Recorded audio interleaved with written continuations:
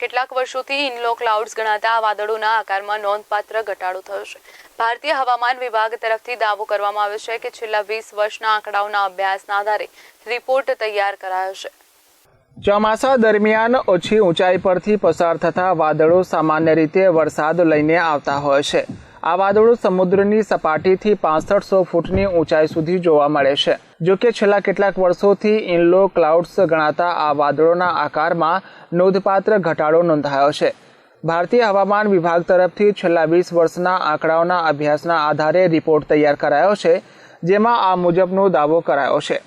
વાદળોનો આકાર ઘટવાનો મતલબ એ છે કે આગામી સમયમાં ઉનાળાના દિવસો વધશે તેમજ ચોમાસાના દિવસોમાં ઘટાડો થશે। આ ઉપરાંત રાત અને દિવસ વચ્ચેના તાપમાનના અંતરમાં પણ વધારો થશે।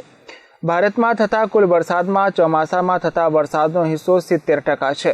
અભ્યાસમાં જણાવ્યા મુજબ પંજાબ અને બિહાર સુધી ફેલાયેલ ઉત્તર ભારતમાં વાદળોના આકાર 4 થી 8% જેટલો વધ્યો છે, જ્યારે ગુજરાત સહિતના પશ્ચિમ અને મધ્ય ભારતના રાજ્યોના વાદળોમાં છેલ્લા એક દાયકા દરમિયાન 4 થી 6%નો ઘટાડો નોંધાયો છે।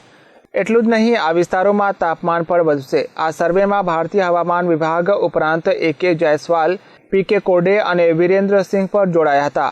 જો કે આ અભ્યાસમાં એ જણાવાયું નથી કે વાદળોનો આકાર ઘટવા પાછળ કયા કારણો જવાબદાર છે।